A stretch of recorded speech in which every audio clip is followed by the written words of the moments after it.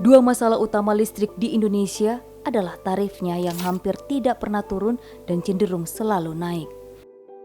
Selain itu, listrik di negara kita juga sering padam atau yang acap kali disebut sebagai current account deficit atau CAD.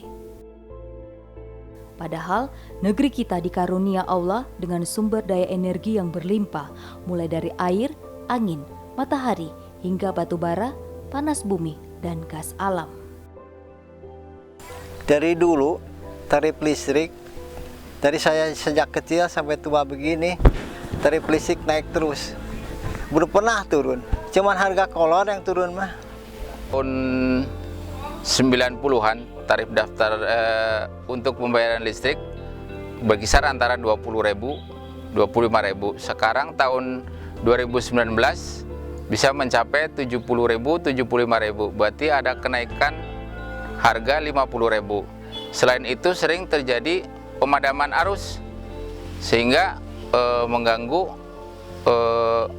aktivitas anak-anak untuk belajar, apalagi sering terjadinya di malam hari.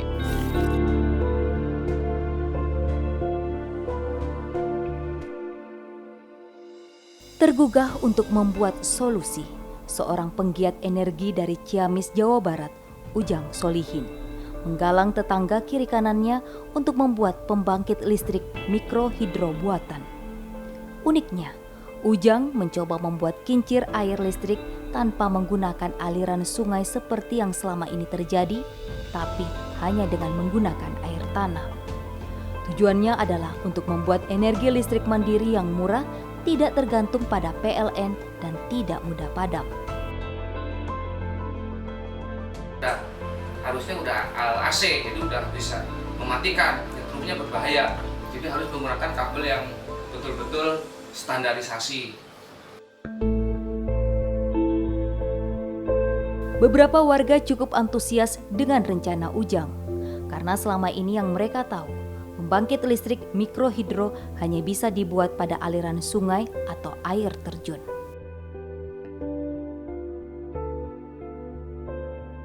Ini Pak, kekuatan dari turbin ke tempat itu kapasitasnya berapa? Jaraknya berapa kilo? Itu sebetulnya tergantung maunya kita itu mau membuat di seberapa tingkat medan itu sendiri, karena kita ini mau memanfaatkan medan yang ada. Jadi nanti kita ini yang bagus sih ya 50 meter lah ya, 50 meter, ketinggiannya cukup tinggi juga. Setelah tetangganya setuju, Ujang mengajak mereka survei lokasi untuk menentukan di mana titik pembuatan sumur dan tempat penampungan airnya. Sesuai kesepakatan, lokasi sumur bor berada pada halaman tetangga sebelah yang berjarak 120 meter dari rumah Ujang. Kebetulan ada dana desa ADD yang bisa dimanfaatkan Ujang untuk pembuatan sumur bor ini. Awal November 2019, desa Cimaragas di Ciamis masih dilanda kekeringan, sehingga warga bisa mengambil manfaat lain dari sumur bor sedalam 70 meter ini. Selama 64 tahun saya kemarau ini baru pertama kali beli air ke tempat lain, tetapi sekarang adanya air sumur bor dari pemerintah gratis. Saya mengucapkan terima kasih banyak kepada pemerintah. Ujang menggunakan pipa paralon untuk menarik air dari sumur ke bak penampung yang berkapasitas 4.000 liter lebih. Dari bak ini air diluncurkan ke bak kedua yang berjarak 150 meter dengan kemiringan sekitar 7 meter. Tembakan air ini memutar turbin yang sudah dirancang Ujang untuk memutar dinamo berkapasitas 3.000 watt. Hanya sayang, putaran fan beltnya masih belum cukup tenaga untuk menghidupkan dinamo. Bawah, ini perlu turbin ini kita adakan ini, kita rubah. Ya. Jadi air itu masih banyak yang ke bawah. Kita perbuat ke bawah.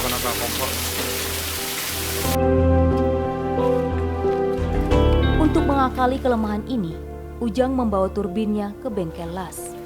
Dia berharap rencananya untuk membuat pembangkit listrik 2 musim tidak gagal dan benar-benar bisa terwujud.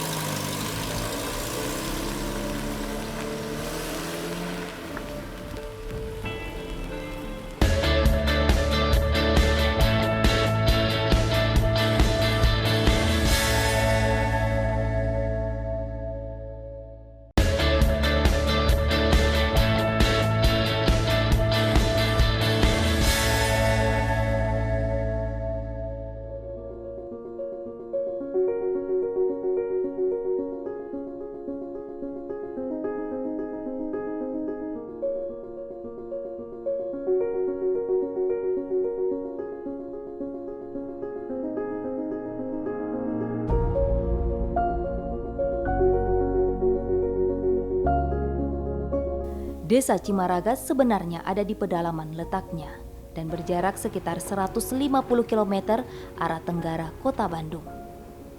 Namun, di dusun ini juga terdapat bengkel las yang membantu Ujang membuat mesin-mesinnya. Turbin miliknya pun dimodifikasi agar memiliki tenaga yang lebih kuat untuk memutar dinamo. Kita akan mengukur menentukan titik untuk di mana air itu jatuh. Dengan kondisi air yang sangat tekanannya kurang, jadi kita harus menentukan dan menyiapkan lubang pipa yang memang harus betul-betul hemat air.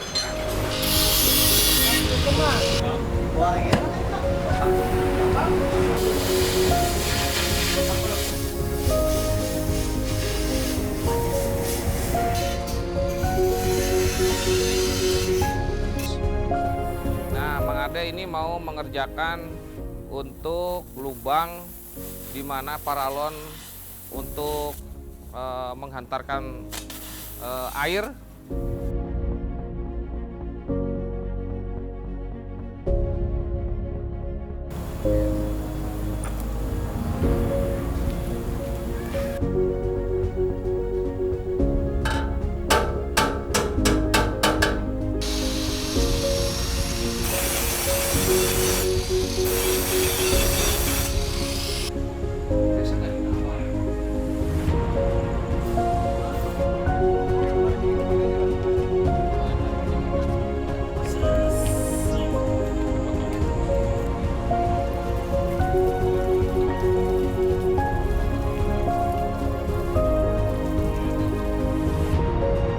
Perbaikan turbin di bengkel las ini cukup menyita waktu sehingga saat mereka menguji cobanya di rumah, hari sudah malam.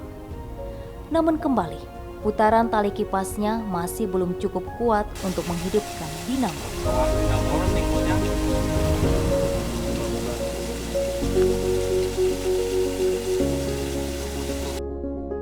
Esoknya, Ujang dan para pekerja membongkar perangkat pembangkit ciptaannya dan membawanya kembali ke bengkel. Kali ini, dinamo besar berkapasitas 3.000 watt itu ia copot. Selain dilakukan beberapa perubahan bentuk, Ujang memasang dinamo baru yang lebih kecil dayanya, hanya 1.000 watt. Ia berharap turbinnya cukup tenaga untuk memutar dinamo yang lebih kecil ini. Setelah semuanya beres, Ujang membawa kembali perangkat mesinnya ke rumah. Proses pemasangan ulang pun kembali mereka lakukan. Kali ini, alhamdulillah, turbin itu mampu memutar dinamo dengan cukup kencang dan menghasilkan listrik yang memadai.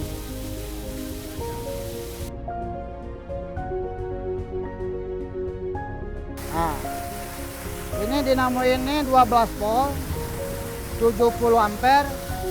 Kekuatannya kurang lebih 1.000 watt.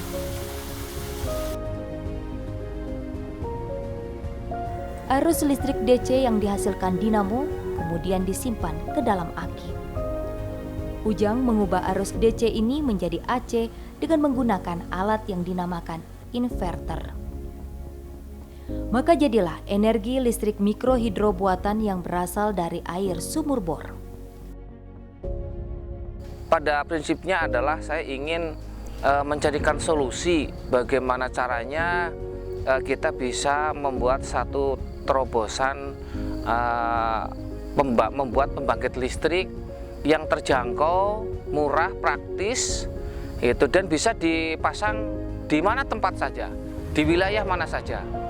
Itu yang saya harapkan sih, kami juga ingin dari teknologi ini nanti ke depan ada yang bisa lebih menyempurnakan.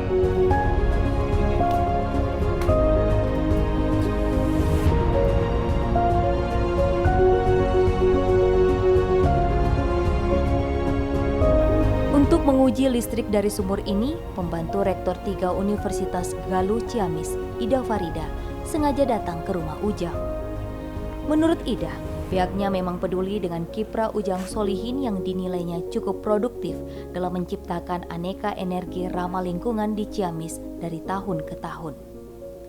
Ia cukup puas pembangkit listrik ciptaannya ternyata memang bisa dibuktikan untuk pemakaian berbagai alat elektronik. Dari setrika ya, berusaha dari setrika, ternyata ini hasilnya sangat luar biasa, bagus. Artinya bahwa daya listrik bisa menjadikan kemudahan-kemudahan untuk ibu rumah tangga. Bisa nyetrika, bisa blender tadi, bisa juga mencoba untuk di akuarium. Jadi itu hasil dari kerja Pak Ujang berinovasi berkaitan dengan listrik 2 musim ini.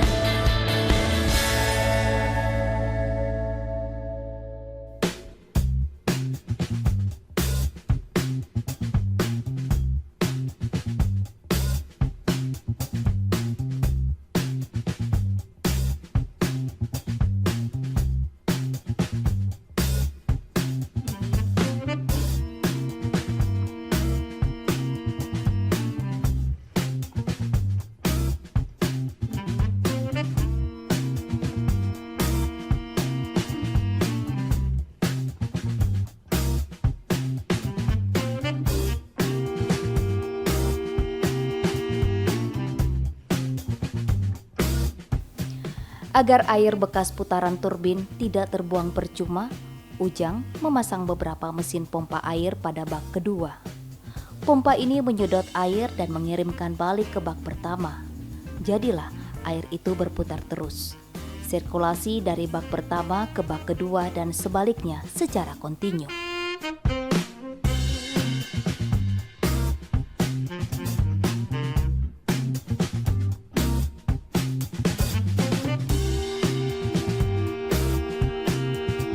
Ujang tidak pelit dalam ilmu mikrohidronya dan mempersilahkan orang untuk meniru dan memperbaiki temuannya. Mulai dari sumur bor, aliran air dari bak pertama, bak kedua, turbin, dinamo hingga aki dan inverter.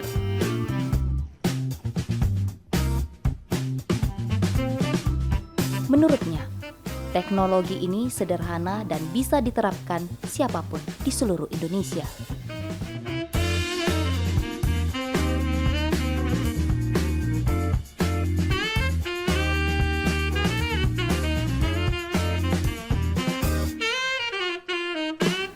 Selain pembangkit listrik tenaga mikrohidro buatan atau PLTM, Ujang juga telah membangun pembangkit listrik tenaga surya atau PLTS.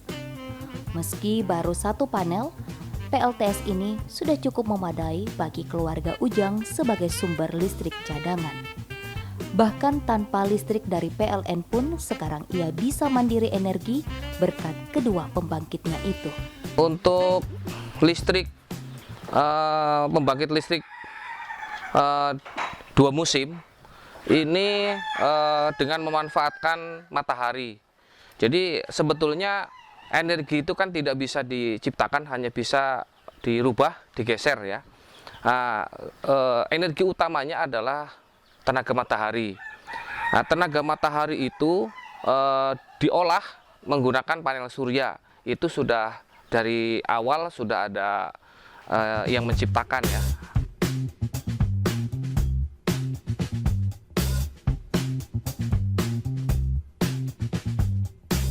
Ujang memasang 11 lampu penerangan jalan umum atau PJU di sekitar rumahnya dengan bantuan listrik tenaga surya. Terwujudlah sudah impiannya sejak kecil membangun PJU pribadi di lingkungan tempat tinggalnya. Di Ciamis, mungkin hanya Ujang yang bisa melakukan ini, dan kontribusinya tersebut langsung bisa dirasakan masyarakat. Dulu itu gelap, saya takut ke masjid karena gelap, takut ada hantu. Sekarang terang dari Pak Ujang lampunya, seluruh sampai ke sana, sampai ke masjid terang, jadi tidak takut. Karena bisa memiliki sumber energi listrik pada segala cuaca, itulah Ujang menyebut inovasinya sebagai pembangkit listrik 2 musim atau PLDM. Pada saat musim panas, ia menggunakan tenaga surya. Sementara pada saat musim penghujan, ia menggunakan mikrohidro.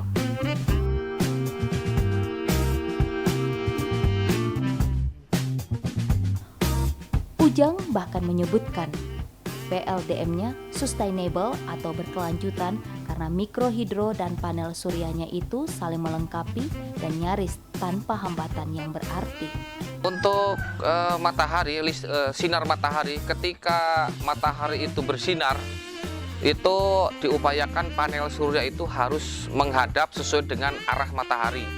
Ya, pagi-pagi arahnya kemana, kemudian kalau siang seperti apa, kemudian kalau agak sore seperti apa. Jadi pertama panel surya itu kita pasang sesuai dengan arah matahari, di mana matahari itu kebiasaannya kemana.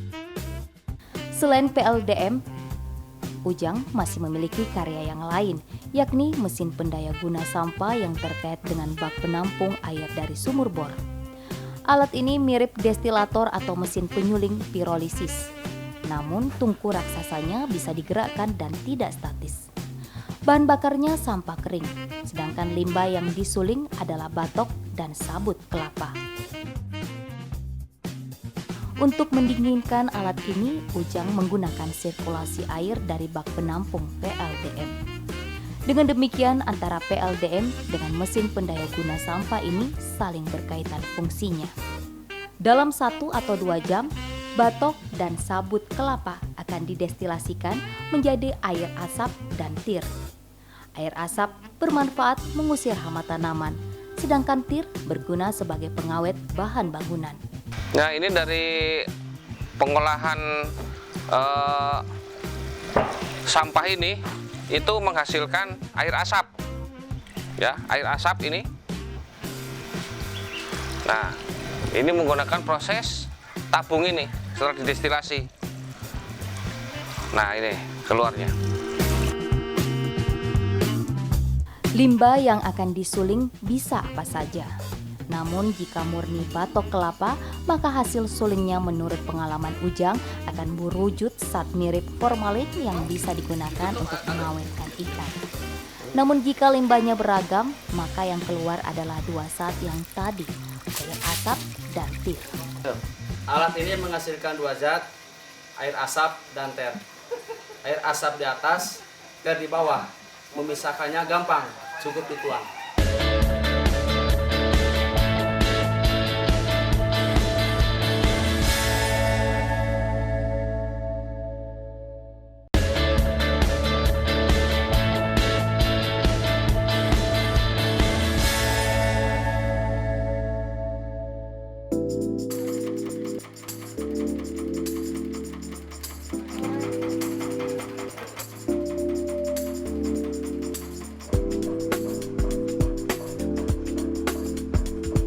Seorang pekerja menghidupkan mesin diesel di bengkel Ujang Solihin di Cimaragas.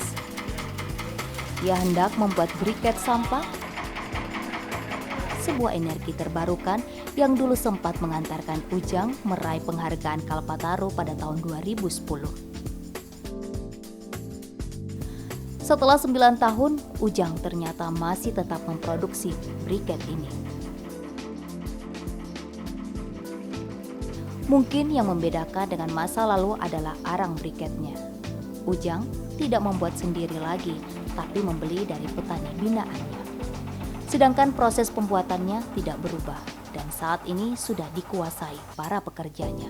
Proses pembuatan arang briket ini pertama-tama mendidihkan air, memanaskan, lalu menyeduh aci, diseduh, dibikin kanji, dan setelah itu memasukkan serbuk arangnya ke mixer. Setelah itu aci yang tadi diseduh, yang udah mateng, dicampur di mixer. Setelah bisa dicetak di mixer, udah mateng, diturunin, lalu dicetak. Jadilah arang briket.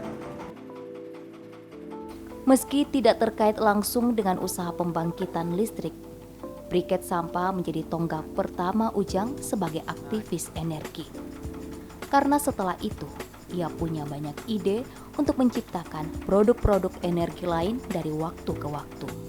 Apalagi pelanggan tetap briket pun mulai bermunculan dari beberapa daerah. Untuk kegiatan ini, ibu-ibu mereka berproduksi rata-rata 6-9 ton per bulan, Pak. Itu lumayan saja, Pak. Kita bagi-bagi kegiatan dengan ibu-ibu. Dan kebetulan produk ini kita kirim, ada yang ke daerah Jawa, Pak. Itu untuk pemenuhan pasar di daerah Setinggil, Kabupaten Cilacap, kemudian di Gandrung Mangu juga ada agen itu pedagang pasar. Barangkali tidak banyak yang mengira briket yang dibuat dari sampah dan seringkali hanya dipakai untuk memasak ini juga bisa menghasilkan listrik. Menurut Ujang, potensi powernya cukup besar jika orang tahu cara menguliknya. Ia pun sudah siap-siap membuat listrik dari briket sampah jika pembangkit listrik 2 musimnya tuntas dan bisa dirasakan masyarakat banyak. Sebuah bahan bakar yang murah ini itu bisa langsung kita proses di dalam satu tabung, sehingga nanti di situ ada timbul satu panas, satu energi panas yang merambat. Di situ bisa diukur suhunya. Kita akan pasang beberapa elemen, sehingga di situ ada elemen itu dia akan menimbulkan energi katoda dan anoda.